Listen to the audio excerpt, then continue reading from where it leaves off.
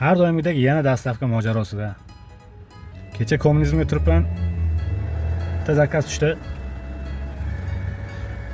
Yangish bansaga bordim. Borsam dastavka ekan, apa paket beryaptilar.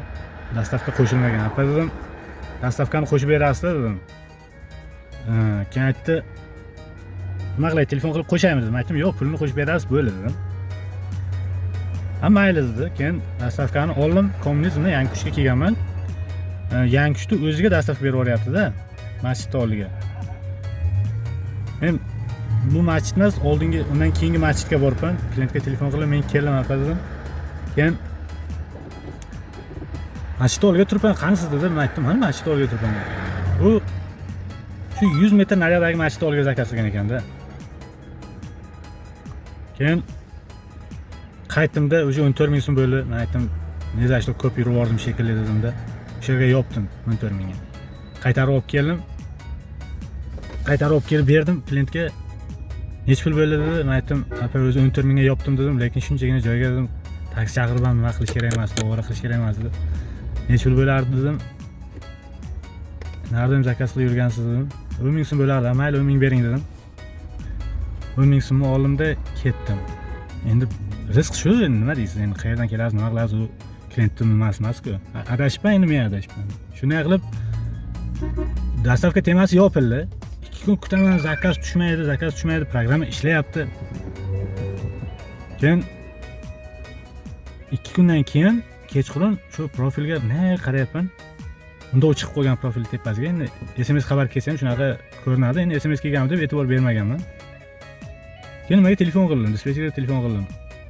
"Apa dedim, nima uchun 2 kundan beri menga zakaz tushmaydi" dedim. "Ber" dedim, "bir narsa tasdiqlanmagan" deb ko'rsatib qo'yibdi dedim.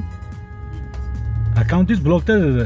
"Klient jalba qilgan ekansiz" dedim. Men aytdim, "Men bironta klient bilan urushib qolgan bo'lmasam, tortishib qolgan bo'lmasam, qo'pol muomala qilmagan bo'lsam, qanday jalba tushadi" dedim. "Qanaqa jalba tushgan" dedim. "Bilmayman, hozir ko'rib aytaman" dedi. Ko'rdi, o'sha dastavka jalba qilgan ekanda. Men aytdim, "Dastavka nima uchun jalba qilgan ekan" desam, "Qo'pol muomala qildi, aylanib yurdi bitta joyga" deb aytgan ekanda. Keyin men aytdim, "Klient nomerini bering baqa" dedim. Klient nomerini oldim. Telefon qildim, klientga aytdim, "Nima uchun jalba qilibsiz siz" dedim. Keyin aytdi, "Oldin men Alo taksida dispetcher bo'lib ishlaganman.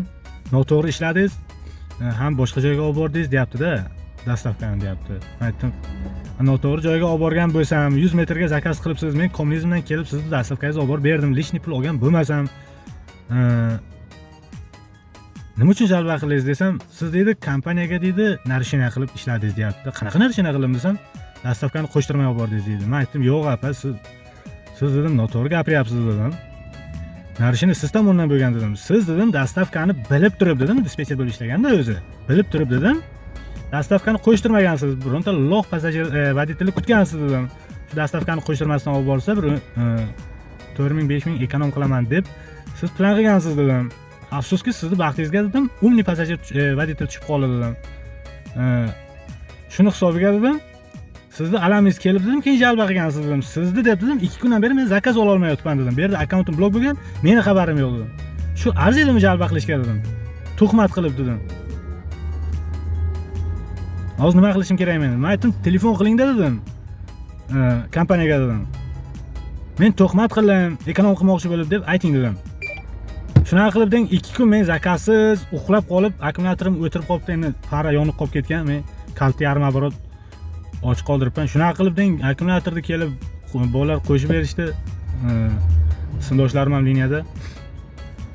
Shunaqa qilib yurdim 1-2 kun. Endi 2 kunlik zararni menga qoplab bermaydi-ku. Sizni ozgina qilgan ishingiz mana shuncha men ko'rib turgan bo'lsa-da endi. Ozgina qilgan ishingiz meni 2 kunlik umrimni yeb ketdi. Men aytaman, nima uchun menga zakaz tushmaydi? Mana bir arxivni ko'ryapman. 2 kundan beri menga zakaz tushmaganda bitta ham tinglamaydi. Men zakaz yo'q endi deb o'ylabman-da. Mana shunaqa bo'ldi azizlar, o'zlaringiz ehtiyot qilinglar. Nezashto jalba qilib voditelni ham blok qilmanglar, unaqa qilib. Haqni talab qilsa, unaqa chopishni o'ylamanglar-da, haqqini beringlar unaqa qilib. Unaqa qilmasdan, jalba qilmasdan. Bo'lmasam o'zlaringiz olib beringlar. 100 metr uchun taksi ham chaqirmanglar-da, endi uyatda endi men kommunizmdan boryapman. Mayli endi.